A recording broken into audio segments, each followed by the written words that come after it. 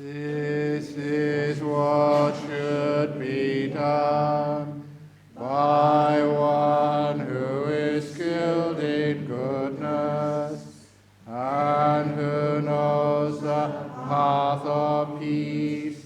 Let them be able and upright, straightforward and gentle in speech, humble and not conceited, contented and easily satisfied, not busy with duties, and frugal in their ways, peaceful and calm, and wise and skillful, not proud and demanding in nature.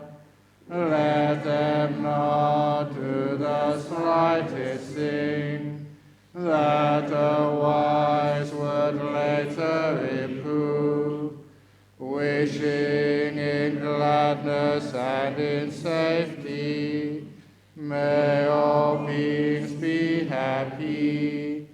Whatever living beings there may be, whether they are great or strong, omitting none, the great or the mighty, medium, short or small, the seen and the unseen, those living near and far away, those born and to be born, may all beings be happy.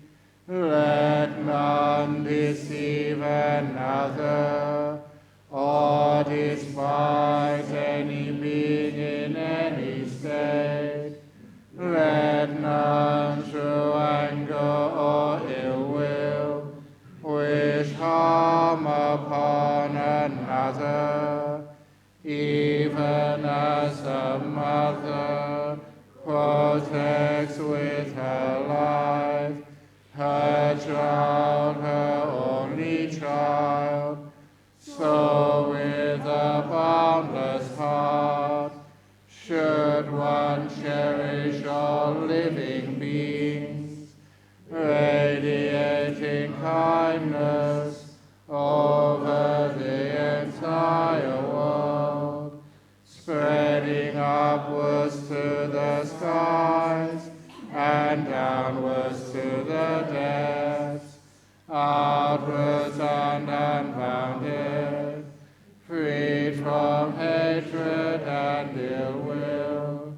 whether standing or walking, seated or lying down, freed from drowsiness. One should sustain this recollection. This is said to be the sublime abiding, by not holding to false views, the pure-hearted one, having clarity of vision, being freed from all sense desires, is not born again into this world. Sadhu, sadhu, sadhu.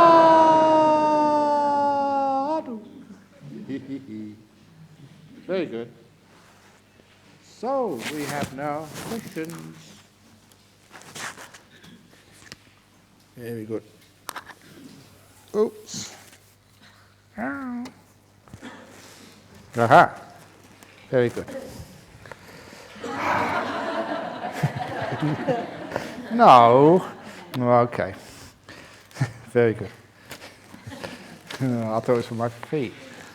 Anyway, here we go. Dear Ajahn, I have tried many times today with mindfulness. Every time I noticed I'm in beautiful breath. I could not stay long. Either the breathing comes back or I have to swallow my saliva. A feeling of not being able to stay as it is. Please help advise if I could do something about it. Swallowing saliva. Because that's a problem which some people have. And if you have that problem, there is the solution. I think I say this every time. I said it in the executive retreat in Penang. The dentist machine, they put this little thing in go. So get one of those when you're meditating, and then you don't have to worry about your saliva at all. Now, sometimes this happens if you want to swallow your saliva. If you do feel like swallowing your saliva, swallow it straight away. Because once you think that, you're going to swallow it sooner or later.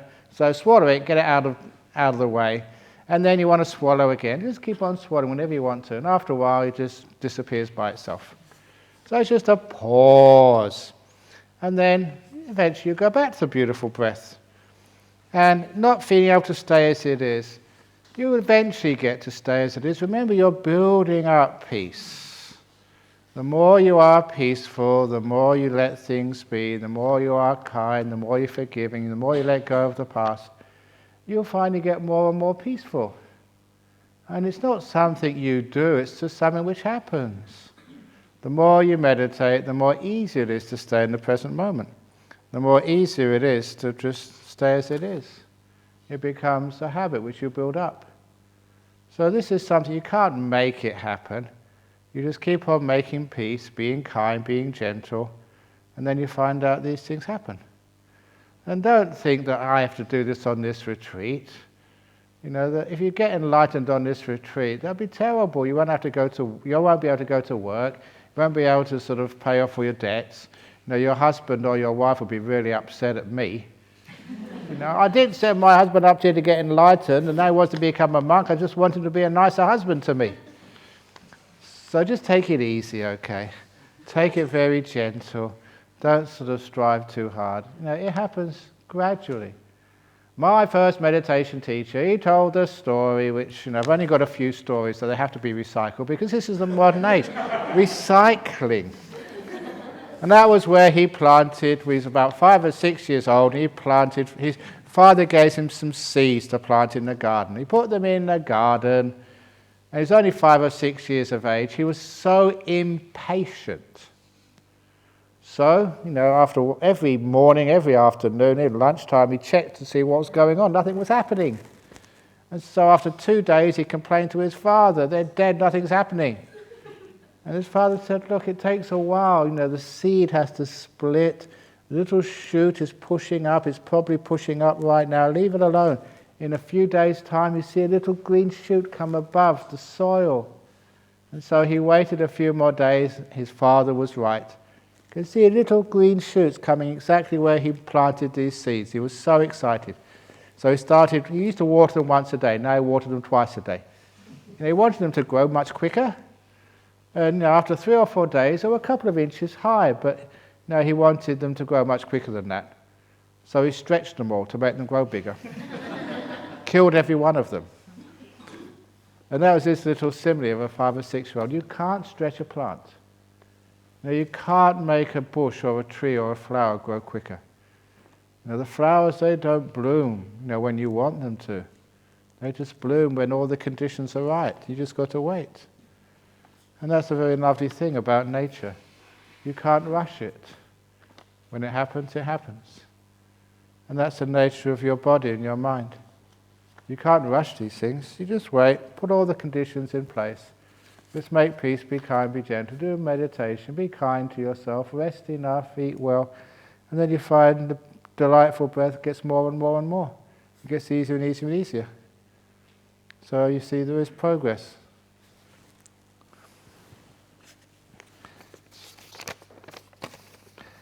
Wanting to get nimitta has made the meditation worse. This happens. This is something I'm always very aware of. When I talk about nimittas and jhanas and bliss upon bliss, of course it does build up a lot of craving in people. But if I don't mention it, then when these things start to happen, you don't know what to do and you get into trouble. And this is part of the Buddha's teaching, so it's good to teach as the Buddha taught. So it does make the meditation worse if you don't realize what are the causes of the nimittas, what's the causes of the jhanas. And that's just being peace. I coin the word, all these jhanas, they're stages of letting go, not stages of attainment. And you gain these things not through your effort, but from your stillness. You get more and more still, less and less things move. And it gets really still and incredibly still and hugely still.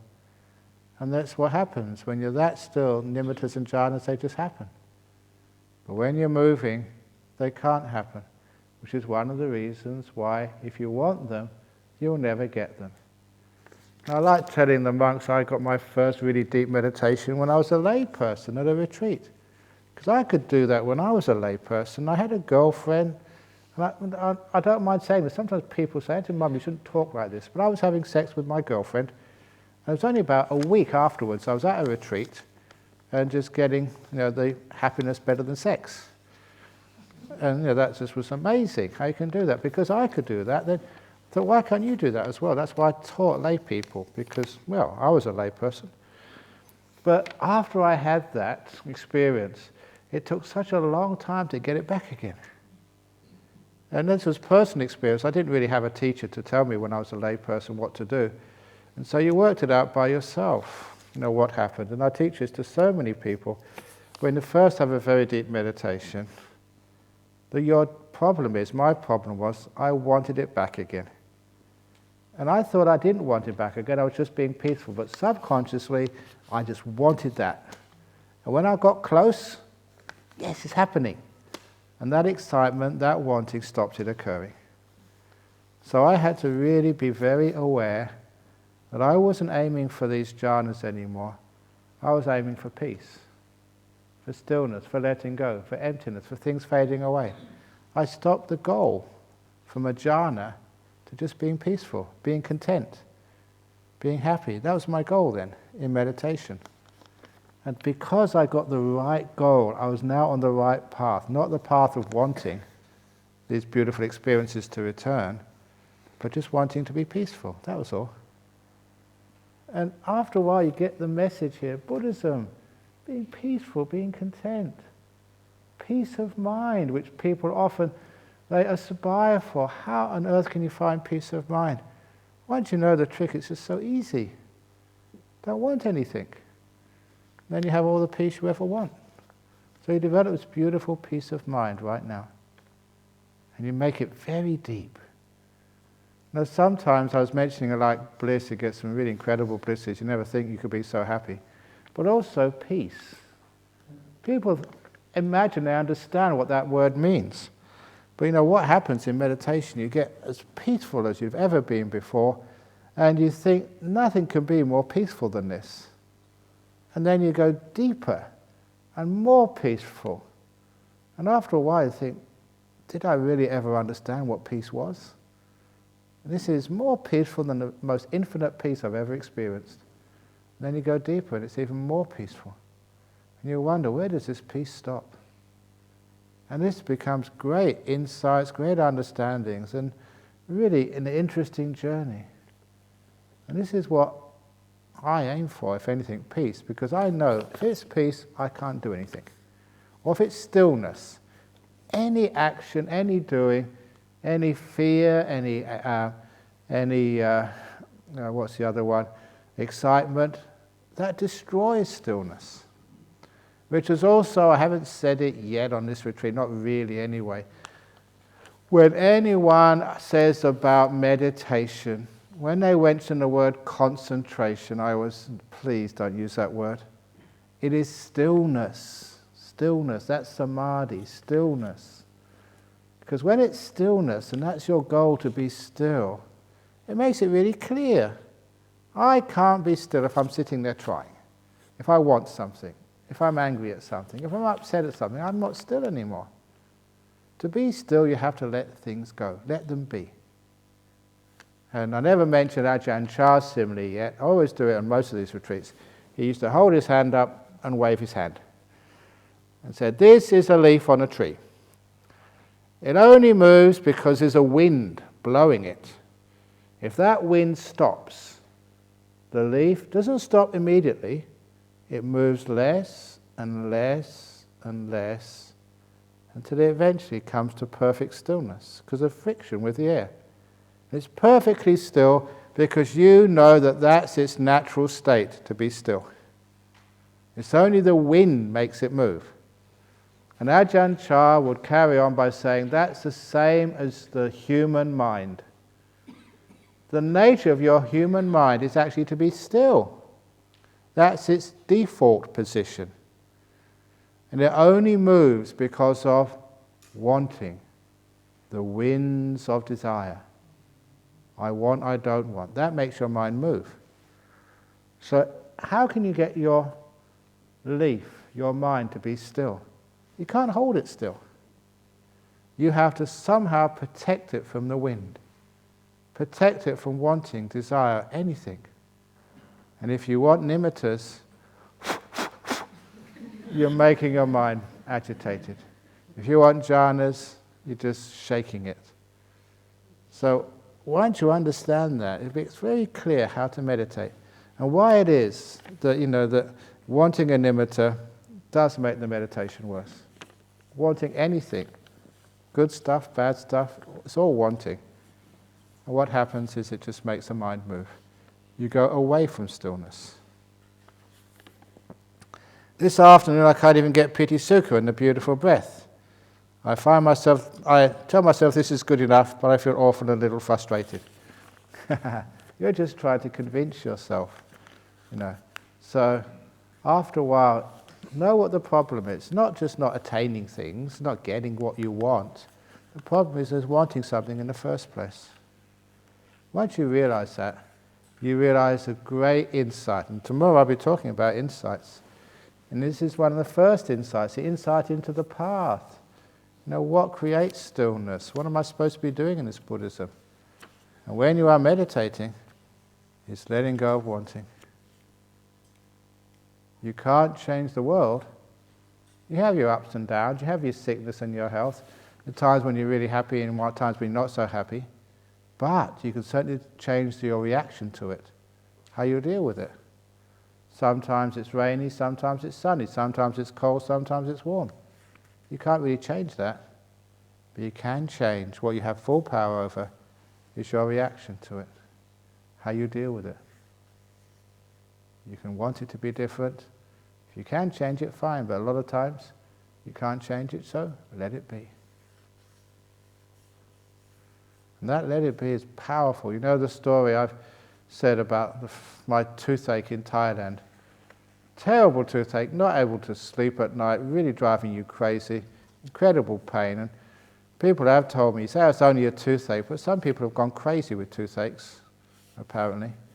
And I thought I was going crazy and didn't know what to do. No telephones anywhere, no mobile phones, no landlines anywhere, no electricity, no medicine in the cabinet, up in the jungle, long way from anywhere.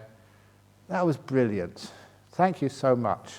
Because if there was an escape, I'd have used an escape. But I had no escape, so all I could do was let it go. And I had no choice. I had this incredible experience. I've heard let go, let things be. You've heard that so many times. When your back is against the wall, you've got no other thing to do, then actually you do it. If there was an aspirin or a Panadol, I wouldn't have done this. Because there was nothing and I couldn't stand the pain any longer, I just let it be. And there was, to this day I can remember that experience. It was over about 40 years ago, my first year. And it was incredible. Unbearable pain, 1 second.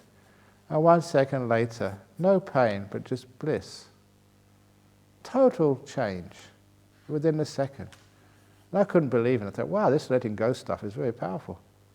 You just, no pain left at all. You just total happiness, contentment, bliss. And even if it was late at night, I don't know, maybe 12 o'clock, 1 o'clock, and I've got to get up at 3. I just didn't want to sleep. I just sat and meditated for half an hour, and then laid down for sort of sleep. Because, you had so much energy and so much inspiration too. And it was just let go and do it properly. Because you've got no choice, you have to. So if any of you ever get in that situation, unbearable pain, you just can't stand it a moment longer, remember, let it be. Just remembering that, you'll be amazed you do it, because you've got no choice. And you're free. Dear Ajahn Brahm, what if someone has a faulty switch and does not know when to switch off their thinking button? No one is faulty. Everyone is the same. They are adamant and too conceited to want to meditate or relax. How else can I help? Okay, we always think that there's something wrong with me. That everyone else can meditate, but not me. Everyone else can get jhana, but if you knew what I went through when I was a kid and what I had to do, it's just no hope for me. I'm a hopeless case. When brains were given out, I was at the end of the queue. Or whatever it is. So, I always like telling stories of people I know who were, some people thought they were hopeless cases. And one of the great stories which I heard, and it was true, of the young man who can never pass grade 1. And I don't know how you can fail grade 1 at school, even in Singapore, which has got high standards. But this was in Thailand after 1 year doing grade 1 primary school. Maybe he couldn't do colouring, or I didn't know what the crayon, I don't know. But anyway, the teacher had to hold him back. All his friends went to grade 2. He had to repeat grade 1. I can see people repeating a year at university or even grade 12, but repeating grade 1, I've never heard that before in my life. So all his friends went on and he had to repeat grade 1, second year. After the second year, she failed him again. Just with the best will in the world, she couldn't sort of advance him. So he did grade 1 for 3 years in a row, at the end of which the teachers gave up on him. Couldn't even pass grade 1. So they threw him out of the school system. Can't teach this guy. So what do they do in Thailand when you're that stupid, that dumb, you can't even pass grade 1? That's right, they ordained him as a monk. But not all monks started out like that.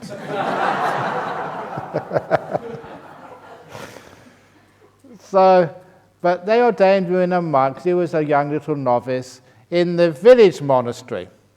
And for all these forest monks, I'm a forest monk. Sometimes I get very upset at forest monks, always putting down the village monks. You don't practice, you carry money, you don't do this. But there are some really, really kind monks in the villages. They may not meditate, maybe their precepts might not be perfect, but they're just incredibly compassionate. And there was one of these old abbots, been a monk for many years, and he took this young boy under his wing and really gave him incredible time, teaching him like Namo Tassa. Namo Tassa. Yeah, what's that second word? Tassa, oh yeah, Tassa. What was the first word? And he was one of those people. And just after a couple of years of that, even this really compassionate, patient, tolerant old monk, he'd had enough too. So what do you do with village monks who can't even be a village monk? Forest monks. Because you don't have to do much chanting as a forest monk, you just meditate. So they sent him to a forest monk, and he just told him how to meditate, just watch your breath go in and go out. And this fellow, this young man, was such an empty, peaceful mind. He just meditated so deeply from the very first. Jhanas, nimittas, a whole lot. And he soon became a great arahat, fully enlightened, a great teacher. Because his meditation just totally took off. He had just this beautiful, simple mind. Couldn't do arithmetic. And he said even chanting, he could never learn the chants. But what he did, I remember saying, I can't remember his name now, but I remember him saying what he did to do the chanting, because monks have to do some chanting, they have to remember some.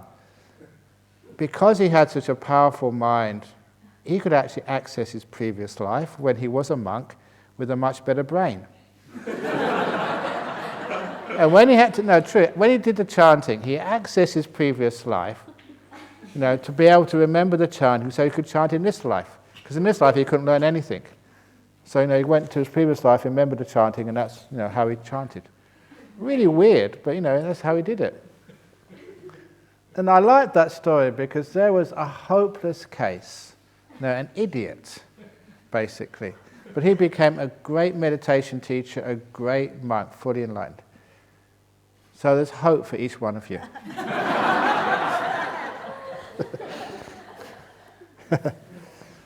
So sometimes you just don't know sort of what you've got inside of you. So if you've got a faulty switch and don't know how to switch off the thinking button, sometimes people think, and they can't stop. But sometimes they just get it. They just know the button.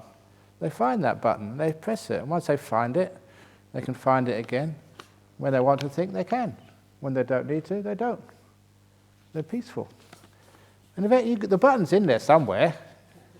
So just keep pressing this and pressing that. That's what I do when the computer doesn't work. Press all the different buttons, see what happens. Soon you find one which works. And I must admit, I went to this IT expert once and he said, don't tell anyone, but that's what IT experts do as well. They keep pressing this icon and that icon until they find out what's wrong, and then it happens. They usually bust somebody's stuff at first, but who cares? Anyway, they're adamant and too conceited to want to meditate or relax. It's not adamant or conceited. You've got no choice. You have to relax, because the alternative is just too painful. And that's why sometimes, people just, I'm not going to relax, or then I'm not going to meditate, I'm fed up with meditation. So, okay, fair enough, but the idea of relaxation, happiness, it just draws you. It's like the ball will always roll downhill. Human mind would always roll towards happiness and peace and relaxation.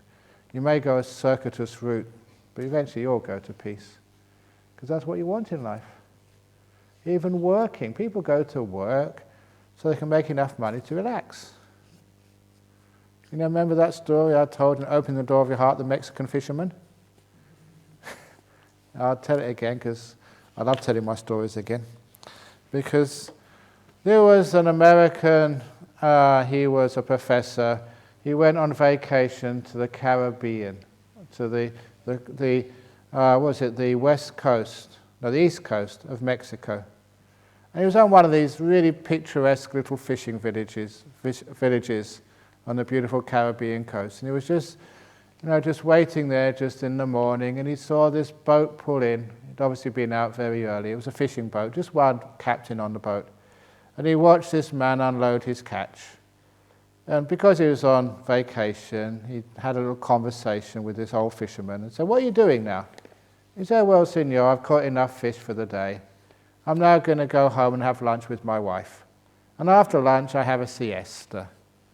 I have a sleep. And then after the sleep, my kids come home from school, I can play with my kids, help them with some of their English or math or whatever. And in the evening, I go to the canteen, or I like playing guitar with my friends. And having a few drinks, not much. Life is good." And then this professor said, "Look, that is a waste of a resource. Look at this fishing boat, idle in the afternoon." And he said, "I'm a professor of business studies." He said, "Why don't you have your lunch, but don't be lazy and have siestas. After lunch, get out in your boat and go out in the afternoon. Because you're using your resource, double, you'll get twice as many fish. So when you make that twice, your fish, you have twice an income. With the money you save from that, you'll soon be able to buy a bigger boat and have a crew. When you buy a big boat with a crew, it has more equipment, it can catch about 5 times as much fish as this small little old rust heap of a boat. And then you'll be able to make so much money that soon you'll be able to buy a second boat. And soon you'll have a fleet of boats fishing. And once you've got your fleet of boats, you make it into a business, and then you can actually do an IPO, I think it's called, initial public offering of your company. And being the major stockholder, you can make fortune that way. You can make a few $1 million. That's how it's done these days, or something like that. I don't know, but it's something like that. And this Mexican fisherman was listening attentively all the time. And when the professor had finished, that's when the fisherman said, "Well, once I'm a millionaire, then what will I do?"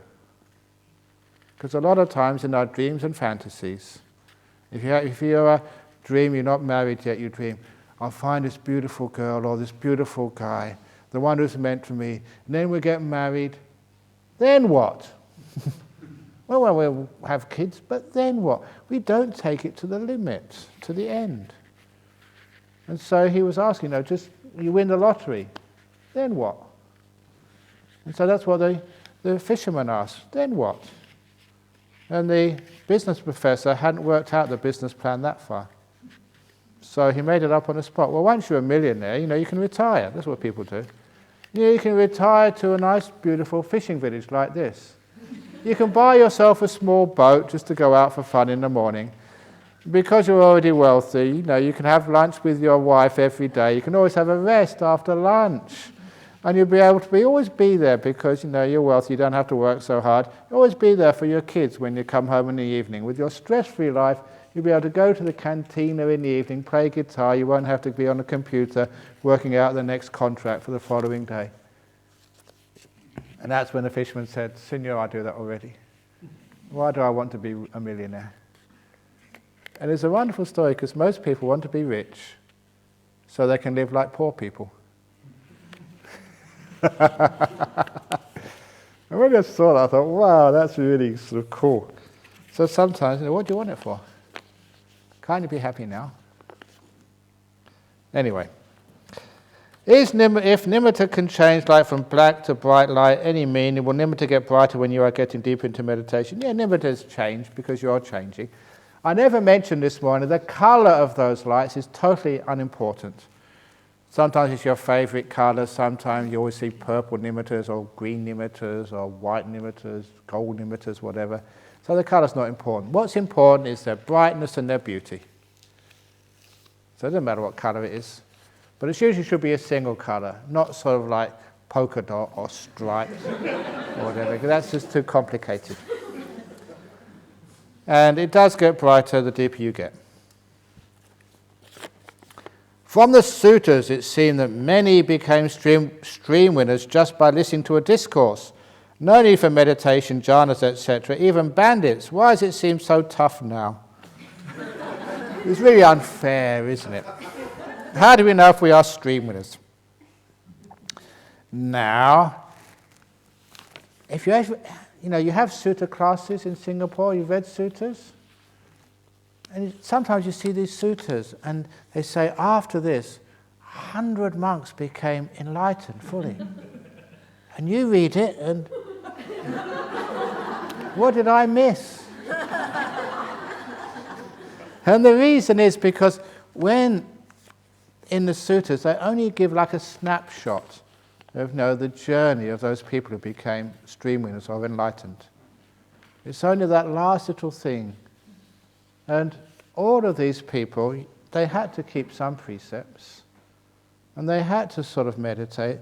There's only one way to become a stream winner, to become enlightened, and that's the Eightfold Path, which includes your morality, right speech, right action, right livelihood. Now you have to have those things. It has to be mindfulness. It has to be stillness. All of those factors are important. My favourite part of the Eightfold Path is number 2, sammasankappa. It's right intention. And that's why you look at that. What does it say? The 3 right intentions: nekkhamma, letting go; avyapada, which is kindness; and ahimsaka, gentleness. No thoughts, intentions of letting go, kindness and gentleness. That's so important. It's the second factor of the Eightfold Path. If without that, without any factor of the Eightfold Path, you can't get very far. So that's one of those. People focus on mindfulness, on meditation, stillness. Yeah, you focus on your precepts, but that's one of those ones which is missed out, and it's essential. Instead of saying letting go, sometimes I might say make peace instead. Same thing, just different angle. Make peace, be kind, be gentle. That's a fundamental part of the Eightfold Path, number 2. So, when they say a stream winner, that sort of, somehow bothered me when I didn't really understand Pali too well. Because there was one case where people tried to kill the Buddha, Devadatta and King Ajatasattu. And what they did, one plan they had, they hired an assassin to kill the Buddha, and then 2 assassins to kill that assassin, and 4 assassins to kill the 2 who killed the one who killed the Buddha, and 8 to kill the 4 who killed the 2 who killed the 1 to kill the Buddha. And I think eventually, they stopped at 16. 16 to kill the 8 who killed the 4 who killed the 2 who killed the 1 who killed the Buddha. And that way they thought, the trail will be so complicated they'll never find out who actually killed the Buddha. And what happened was the guy who was about to kill the Buddha went to see the Buddha, but the Buddha was just so soft and kind. And even though he got a sword there, was going to be paid, and he thought, oh no, I can't kill a person like this. He's just too kind, too soft. And you can't kill someone that cute. So he just said, I'm really sorry, I came here to kill, I just can't do it. And the Buddha taught him some teachings, and he became a stream winner. And then the 2 they were looking for this guy, and the Buddha knew where these other 2 were. He said, don't go that way, they're waiting for you. Go another way, you can escape. And then the 2, have you seen this guy who's come to kill you? I haven't seen him. And the Buddha gave them teachings, and they admitted they'd come to kill somebody, and they became stream winners. And then the 4 were looking for the 2. They found the Buddha, and the Buddha made them stream winners as well. And the 16 also came to see the Buddha. And so these were 31 people. Now, I do my maths, I know. 16 plus 8 plus 4 plus 2 plus 1 is 31. All of these people, they came as murderers, and they all became stream winners. And I thought, that is really unlikely. I mean, that is a bit too much to take.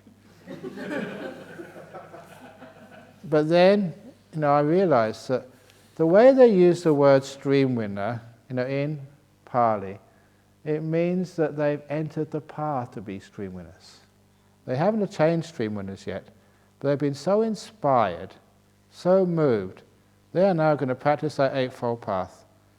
And because they're on the path to being a stream winner, they have to attain the fruit of stream winning in this very lifetime. And it can't be any otherwise. They have to attain it. And that's actually common in the suttas.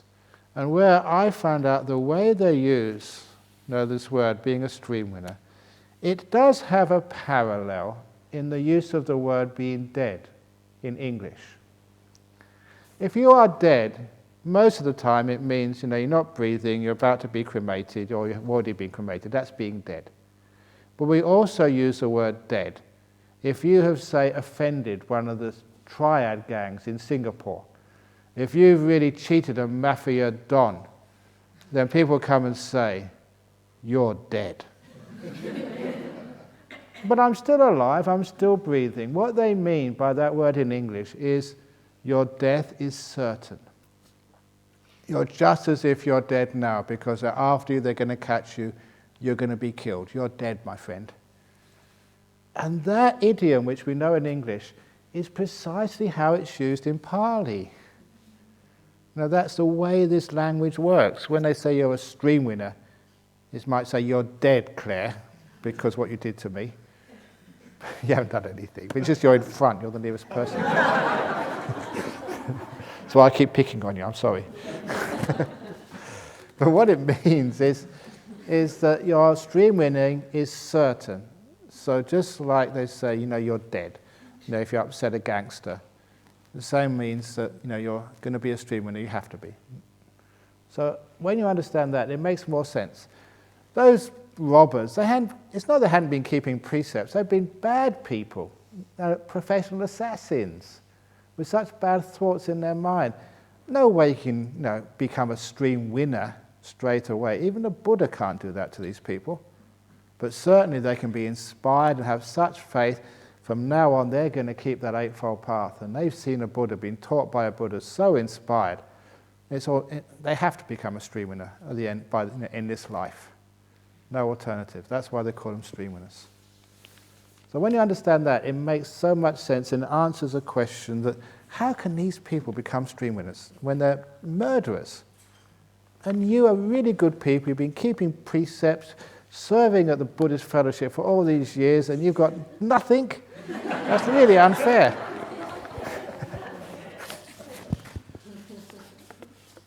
But another thing I'll tell you, that when you listen to these teachings, you can't forget them. These are powerful teachings. And for many of you, it's already too late.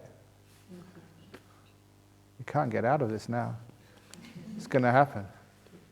There's something when you touch, even a glimpse of a jhana, a glimpse of understanding non-self. It's scary sometimes. Really scary, but you can't ignore it. You have to come back again. You're being pulled towards this. Totally involuntary. Sorry, but it's too late for most of you. You're going to be stream winners whether you like it or not. So actually, that's what happens. Dear Ajahn, is it true there are 17 realms and humans are the 5th realm from the bottom? Oh, it's just like terrible. If you fit from the bottom at school, your parents would be very upset at you. There are 17, it's actually, in the old days, they said 37 realms of existence. And even though those are just, many of them are heavenly realms, jhana realms, they say this realm is one of the best. And one of the reasons it's one of the best is because they have some suffering, they have some happiness. If it's all happiness, you don't learn. All suffering is just too painful. But this is where I got my 70% rule from. You know my 70% rule? It's in Good, Bad, Who Knows. When I was a school teacher setting my first maths exam, I didn't know what to do. I sought advice. A senior maths teacher said, don't set it too easy. If all your students get 100%, 95%, it's a waste of time. But don't set it too hard. Because if your students get 40%, 30%, the highest is 45%, they will lose their motivation. They will come away thinking maths is too hard, I can't do maths. So they lose their motivation. But if you make it 70%, the average score, aim for 70%, he said. And if you get 70% at something, that's a pretty good score. You're motivated, yeah, I can do maths. I like maths because I can do it, I get 70%. But the 30% where your students fail, said this teacher, that's where you as the teacher get feedback. That's where you can find out what your students did not understand. So the next lessons you can deal with, what they're weak on. The 30% where you fail is where you learn. That's why in life, if you're always succeeding, always winning, always at the top of the class, always the football team is winning, always the best lover, having a wonderful marriage, always rising to the top of the company, stuff like that. A waste of time in your life. Yeah, you have fun, but what do you learn? But if you're always in trouble, you can never pass exams, and you're always failing, you can never find a partner in life, you always mess it up, and you can't find a job, and you're always sick, and everything is just going wrong, then of course you do get depressed. But 70% is perfect. Because with 70%, you're having difficulties in your business, you're having difficulties in your life, in your marriage even, but it's pretty good. The 30% we have the difficulties, that is where you grow and learn. Without those problems, you wouldn't learn anything in life. And that's why this human life is pretty good, the best realm. Over in the heaven realms, it's just 100% all the time. Whatever you want, you get. In the hell realms, animal realms, it's just too tough. You don't even get 50%, maybe 20, 30%. And that's why this may be, not the best realm, it's not the worst realm. It's we call the Goldilocks realm. Just right. The three bears, we've got another bear now. So that's Daddy Bear. Mummy Bear is over there somewhere. And this is Baby Bear. Remember Goldilocks? Went to the bear's cave or something and said, they all had porridge. That's why we give you porridge here. What was it? The first bowl, this porridge is too hot. So this porridge is too cold. But little Baby Bear's porridge was just right. And that's what Goldilocks ate. So we have the three bears now. So that's the human realm. Better hurry up because I'm going too slow. In most Dharma centers, before Dharma talk, there's always a guided meditation. However, it's always begun with relaxing every part of the body, followed by counting the breath with focus instruction, was if our minds drifts away to restart chanting. I think it's another letter, page 1 of 2. Crikey, where's page 2 gone? No, that's not page 2 of 2. That's not page 2 of 2. Okay, never mind. Page 1 of 1 is enough. That's okay, page 1 of 1 is enough. Oh, it's over here. 1 through 10 again, keep repeating. In your earlier talk you mentioned not to concentrate, but just let it be. Is the counting not conducive then? I already mentioned the counting. It's the same as like doing mantras with the first part of the meditation, breathing in peace, breathing out, let go, or whatever. Instead of doing that, you can do the counting. Breathing in 1, breathing out 1, breathing in 2, breathing out 2. Breathing in 3, breathing out 3, but then many people in Singapore, they get their calculator to do that for them. Or even worse, sometimes to help them count, they have these beads. And they make so much noise. Sometimes I meditate, they click, click, click, click, click. Oh, come on. Why can't beads be silent beads? Why do they always have to be click, click, click, click, click, click, click?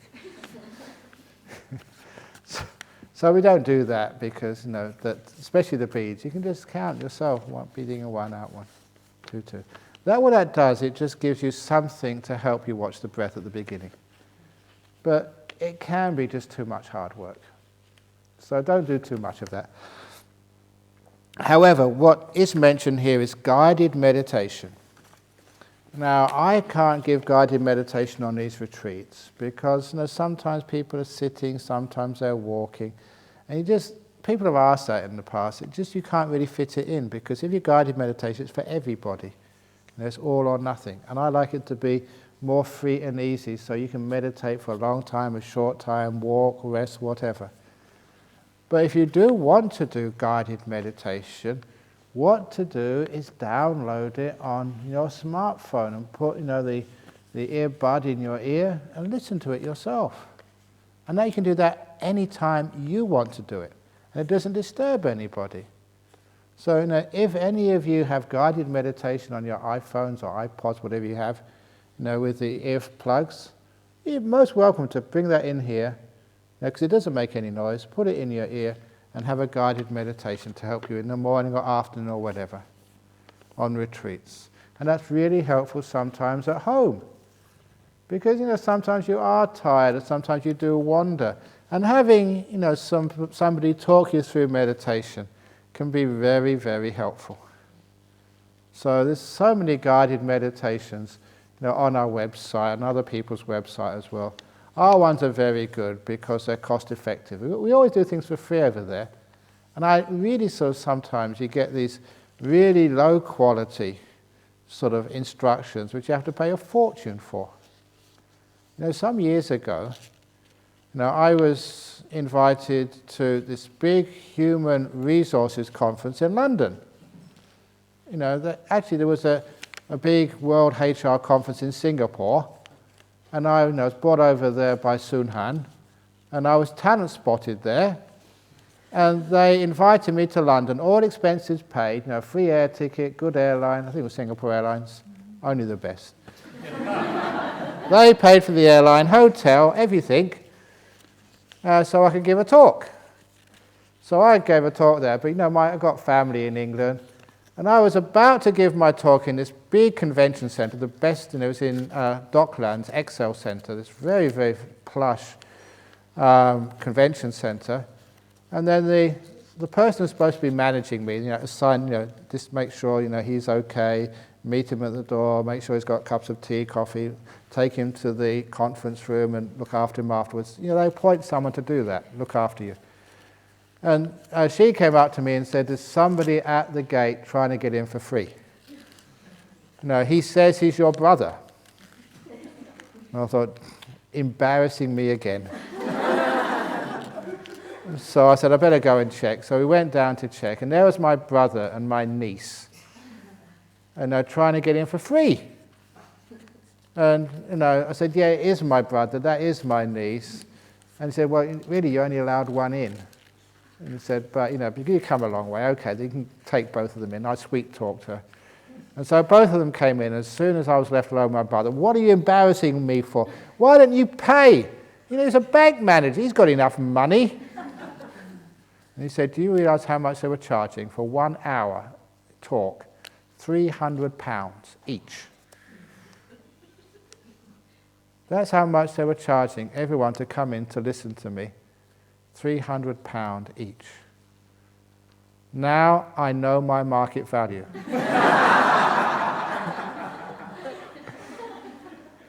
And you're getting hours and hours. How many talks I give? At least 2 talks a day. That's £600 each, times 8 or 9. You're getting a bargain here. I don't know how much the BF charged you. It's way below my market rate. Well, I couldn't believe how much they were charging. Lots of people came to listen to me. So anyway, I'm going to get into that. That's actually with, how did I start this? What was I talking about? How you concentrate, I don't know. Sorry? Guided meditation. How come I got that? I don't know. Anyway. That's right, because our guided meditations, they're that high quality. They really should be $1,000 each to download, but for you, it's for free. That's what I was going on. Free CDs, and you can download them from the internet, download them from CDs, guided meditations. You get your favorite one, maybe 2 or 3, put it on your sort of smartphone, and if you're sort of on an aircraft somewhere, not when you're flying it, but when you're... Let go! Let go! Maybe you can listen to that and just makes you peaceful and quiet. It's like you're having Ajahn Brahm with you, or you have a favourite monk or nun, any time. So that's really good. If time is infinity, or they've got sort of the symbol for infinity, can it be that all our past lives are happening concurrently? Dimensions. It's a full moon night tonight. Yes.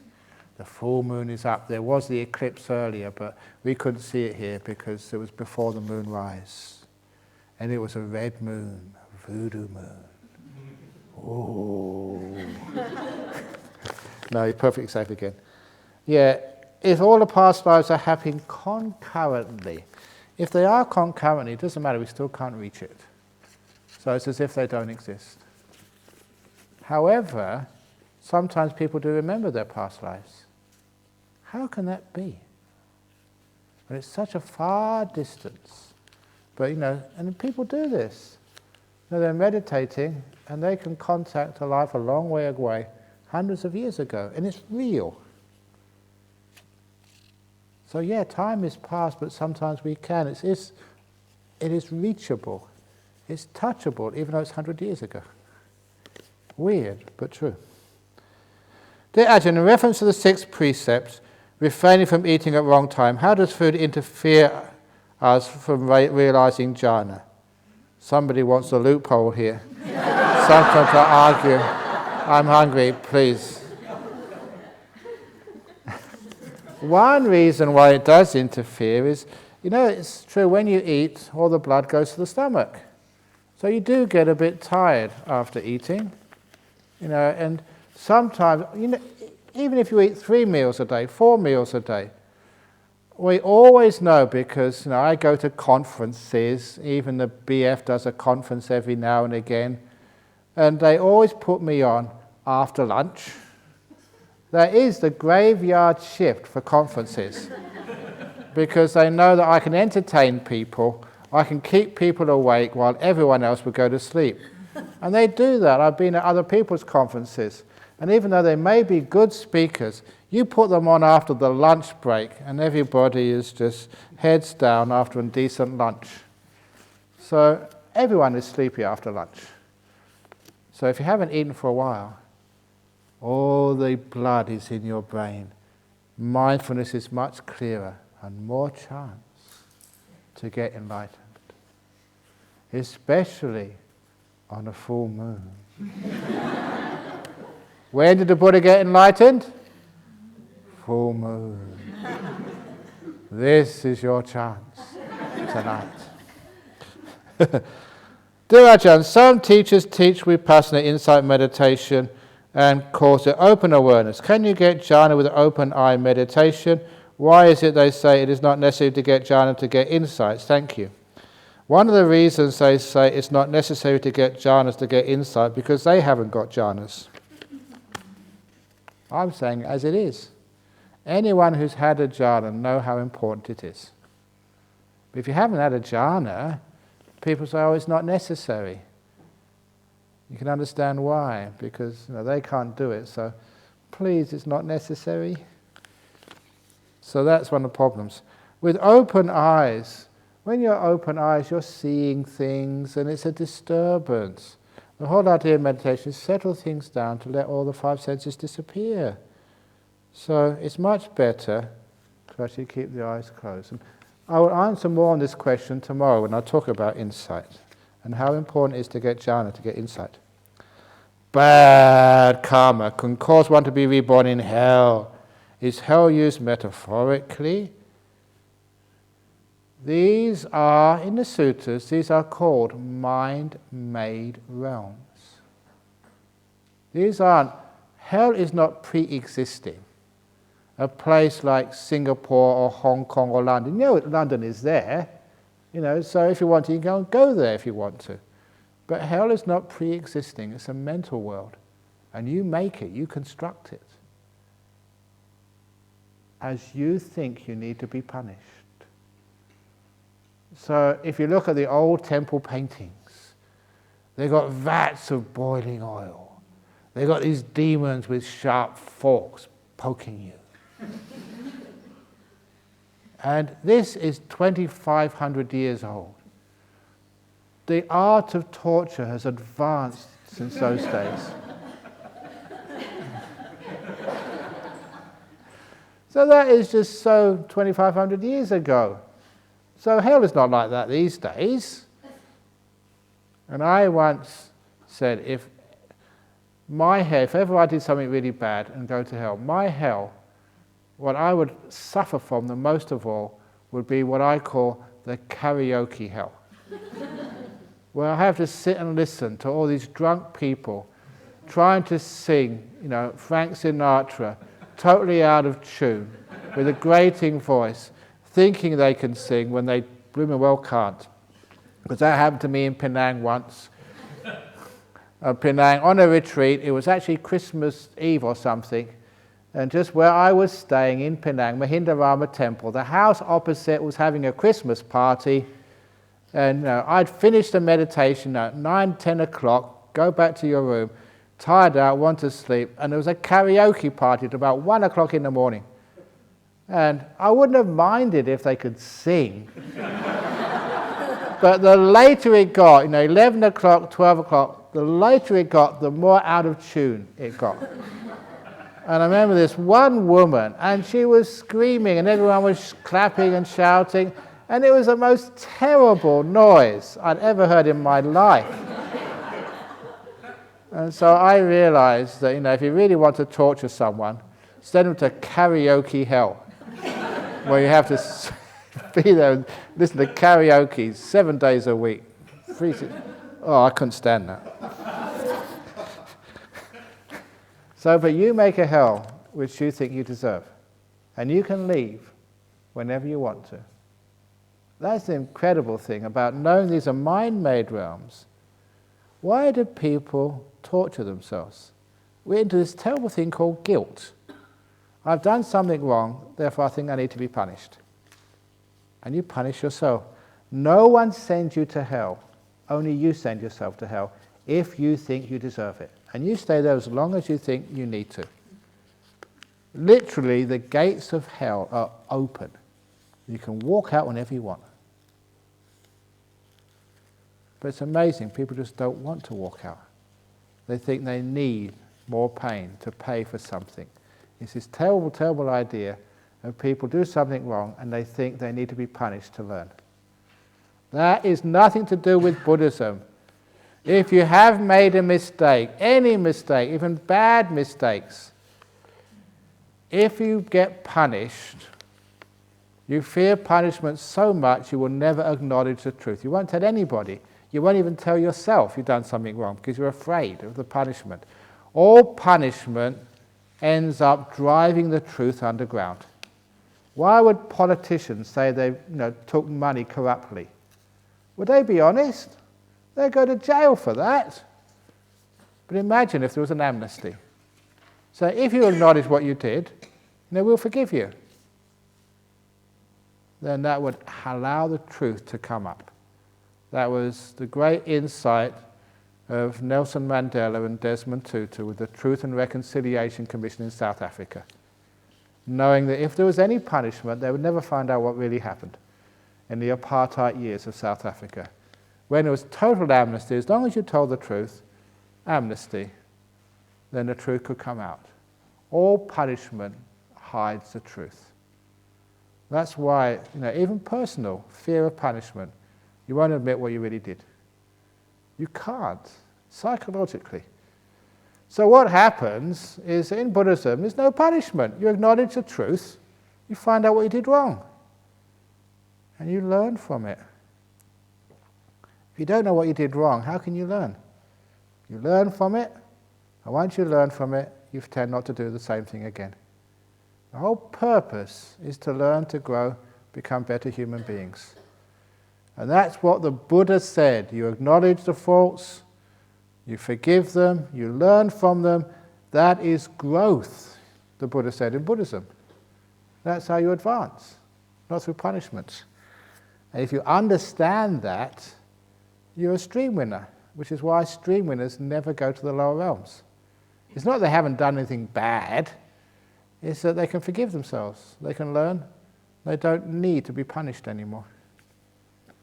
A wise person understands that punishment just drives the truth underground, it makes matters worse. So you don't punish people, you don't punish yourself. Put your hand up, what you did wrong, tell everybody, learn from it, you tend not to do it again. So that's where we get insight from. I don't know where I got that one from. Anyway, let's go for this one. Please convey compliments and gratitude to the cook. Oh, you got a compliment here. Michelle, for putting in so much effort and patience in taking care of us. We truly appreciate her cooking. Isn't that nice? Actually, I think, is this your writing, Michelle?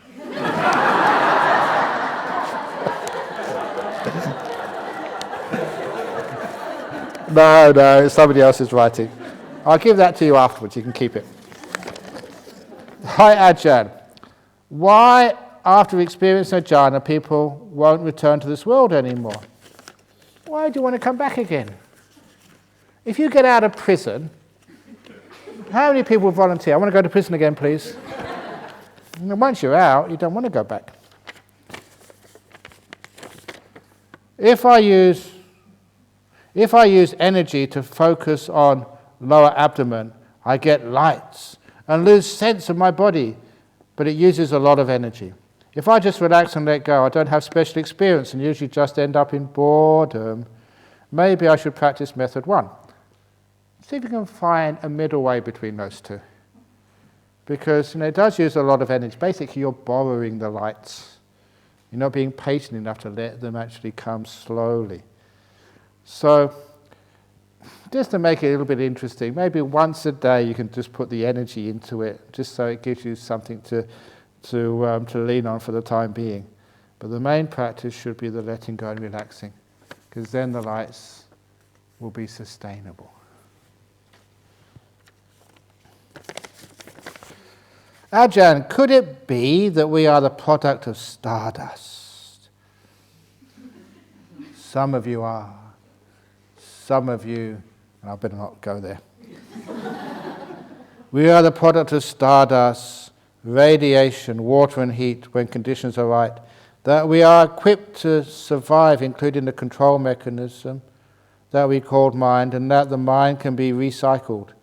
The defilements of greed, hatred and delusion are actually essential for the survival. The Buddha found the way to unlock the code, and by default the person who sees the truth will self-destruct. So be careful for those who are not yet tired of living. That's interesting. You can't self-destruct because there's no self inside to destruct in the first place. That's a nice thing. It's not annihilation because there's nothing to destroy. You look inside, there's nothing there. I can't get rid of anything because there's nothing to get rid of. So in the end, it's just that realization means, poof, you're gone. The delusion which keeps you going in this world has vanished. So your body is stardust and radiation, wind. Well, it depends whether you've been eating baked beans, whether you've got wind elements. Water and heat, those are the 4 elements. And the control mechanism we call mind, it's not really a control mechanism, because if it really was, the mind would do a much better job. Sometimes we think the meditation is teaching our mind to be smart, to be wise, so it can control things much better. Sometimes people do that for religions like Buddhism, for yoga, self-improvement courses. Think if you can only become wise, then you won't have any more suffering. But when you really do become wise, you realize that's not the way to end suffering. That's like being in a prison and just decorating each other's cells and making the cells a bit more comfortable. But really, the idea is to realize you're in prison and escape. In fact, you don't even need to escape. The prison doors are open. You can just walk out.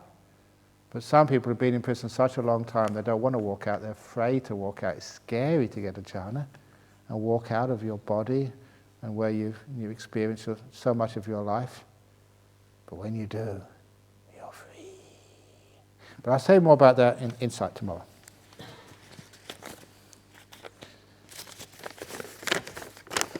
Dear Ajahn, with all due respect, I wish to suggest that the parent who feared the son being a gay may get HIV to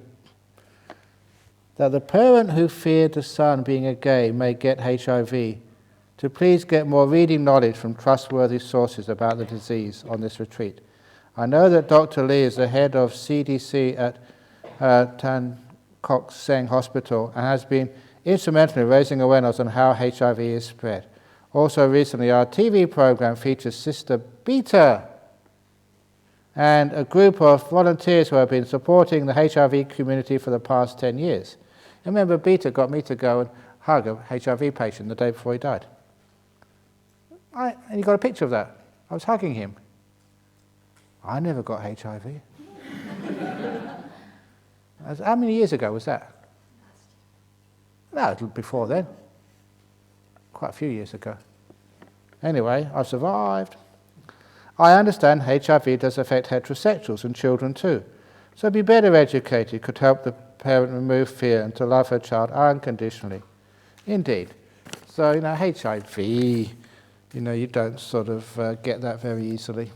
It has to be transmission of fluids. And that's very hard to do. So you're perfectly safe. You won't get HIV, they won't get HIV. I never did. I didn't even know the guy. Just know he was about to die, so give him a big blessing before he died. When I was younger, I had 2 abortions. The first one was not ready, and the second, the fetus was deformed. At that point were cessation, was causation, something of suffering for me to the baby and the babies. I was not a Buddhist and do not know the seriousness of the decisions. Now I'm a Buddhist. I repented and keep my 5 precepts, but I wonder how much more will I have to pay or punish for those wrongdoings? Absolutely nothing. You don't have to be punished at all. When women have abortions, they look to men to decide whether it's good or bad. Who tells you it's bad? Men do. And men have never been pregnant. What the hell do they know? Wouldn't it be better if women decided whether abortions were good or bad, not men? At least you know what you're talking about. But all the religious leaders in the world, they're men. And they say abortion is bad because they're men. And even the judges who decide on legalities of abortion are men. And all the politicians who change the law, refuse to change the law, are mostly men. How many female politicians do you have in Singapore? What's the proportion in Parliament? Anyone know? The majority are men, aren't they? Yeah. And they make the law, which you women have to follow. There's something wrong there somewhere. And I've seen that before, because that as a monk, I can listen and feel. And I feel it's totally unfair the way you are treated with abortion. Now, no women I know, and I've spoken to a lot who've had abortions, have ever made that choice lightly. They think about it, they what's it called, they worry about it, beforehand, and it gets to the point where they don't really have a choice. They don't do it with wrong intention. And karma is intention. They're trying to do the best for themselves, for the family, for others, whatever. their intention is usually compassionate and kind, because they don't take this thing lightly. They don't do, it's only abortion, just go and do it like buying something in the supermarket. It's something you really consider very deeply. And so when you make your decision, it's hardly ever bad karma, because you're trying to do the very best in difficult situations. So, and that's as best I can do. And I sympathize for you. I support you to the max. There's a few causes I keep getting involved in, and that's one of them, because I think you're being totally mistreated when you've had abortions. And you feel bad afterwards because society makes you feel bad. All these people say, bad girl, you're a murderer, you're a killer. And you're not a murderer or a killer. A murderer or a killer, they go out in the middle of the night and they shoot people and rob them. Now that's bad karma. But you're in a difficult situation. What the heck are you going to do? So what happens if you have had an abortion? Not punishment and feeling bad and guilty about yourself. Acknowledge it. Put your hand up. Yes, I've had an abortion. And don't be afraid of telling people. And number two, when it brings it up, you've acknowledged it, you've forgiven it, you learn from it. Don't get in that situation again, if at all possible. Have contraception. Don't go sleeping around. Just have a single partner. That's enough suffering, having many. And also, just again, the guy gets the sex and you get the baby. There's something wrong there. Make sure that he wears contraception as well. And sometimes stand up, even if there's no contraception around, say no. No, I can't do it today. Whatever, because you women need to stand up for yourselves and protect yourselves. So that's what you learn from this, and don't get into that situation again. And when you acknowledge, when you forgive, no guilt, and you learn from it, then there's far less unwanted pregnancies, which means the problem gets so much lesser. Because there is many abortions in the world, and some say, why do they happen? There's contraception available, it's not expensive. And why do people get pregnant? There's a lot of time it's because of the guilt and fear. We don't really know what's going on. We don't talk about these things. And sometimes women, again, get exploited and don't feel like standing up for themselves and saying no. And they end up carrying a baby which they can't look after. So if you have had an abortion, or your kids get an abortion, support them to the max. It's such a difficult time. And don't think they're unclean and terrible. They're always welcome in any society I support. They can always be my friend. I'll always be your teacher if you want me, if you've had an abortion. But learn from it, and don't put yourself in that situation again. And that is growth. And then there won't be so many unwanted pregnancies in Singapore and so many abortions. Once it comes to the surface, the moment it's stigmatized. And because it's stigmatized, underground, you can't deal with the problem. And there'll be more abortions. And more women. Now many of you, some of you I know have had abortions. And it's painful. I mean, spiritually. And it's just really difficult for you. And, it's one of those things, always say anything like that, not blaming yourself, but it is a lump of shit. Dig it in the garden, make a beautiful garden out of it. All the pain of life, the shit of life is fertilizer if you know how to use it. And just grow from it. But guys, especially religious guys who say bad girl, they're the ones who are making bad karma. Anyway, in YouTube we can find a video guiding us to see our past regression. Is it a kind of meditation? Sort of, because it does actually allow you to let go, because you're looking at some video, you're listening to someone else, so you surrender, your control and listen to someone else. That's why it gets peaceful. In a still forest pool, Ajahn says, even after you stop formal sitting, you should continue to contemplate whatever you see. How does one do that? What's the difference between contemplation and thinking reflection? Remember I held something up? I held up the teddy bear before. What's this?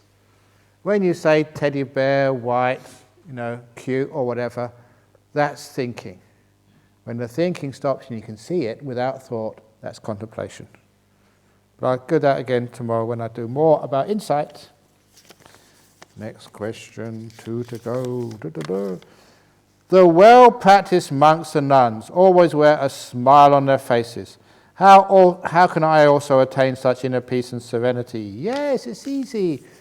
20 push-ups every morning. And after a while it gets stuck. You're exercising your smiley muscles. Now, how can you have a smile if you don't exercise? Because sometimes these muscles get weak. So you can exercise every morning. And you'll have exercise your smiley muscles. After the expanding bliss feeling, I felt it only to be more peaceful. The bliss and tingling sensation is a disturbance. My mind inclined towards peaceful. The blissful feeling slowed down. It collapsed into a darkness with peaceful feeling only. My breath slowed down accordingly. It seems that it could eventually stop. Quite scary. That's quite scary. I'm sure that many people listen to this. Oh, why can't I get expanding bliss? All I ever get is just thoughts and tiredness and hunger at this time of night. If I can only have a blissful feeling just once. So, you're going well, don't be scared, carry on, see what happens. It's all great. So see what happens. And sometimes the way to overcome fear, scariness, just go a little bit further, every time. And then you can come back again. And then next time go a little bit further into the peace. And then come back again. You just, little by little, you accustom yourself to places you've never been before. To states of mind which are just really wonderful, but you're not quite sure about. When you go back again and again and again, you get used to it and it's not scary anymore. So you accustom yourself to the strangeness, and then the fear vanishes. There we go. That is all the questions for tonight. And I'll finish at 1:15, which is good, not too late tonight. So those of you who really want to follow the Dhamma, those of you who really want to get enlightened in this lifetime, the full moon is out. The opportunity is there. But for those of you who aren't so conceited, for the humble ones, you can go to bed. Have a nice night. See you in the morning. Oh, sadhu. Wait for it. Sadhu. Very good. Okay. Have a nice evening.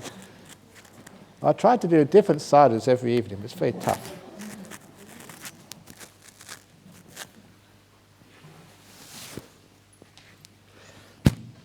Oh, crikey. Little teddy bear's really tired.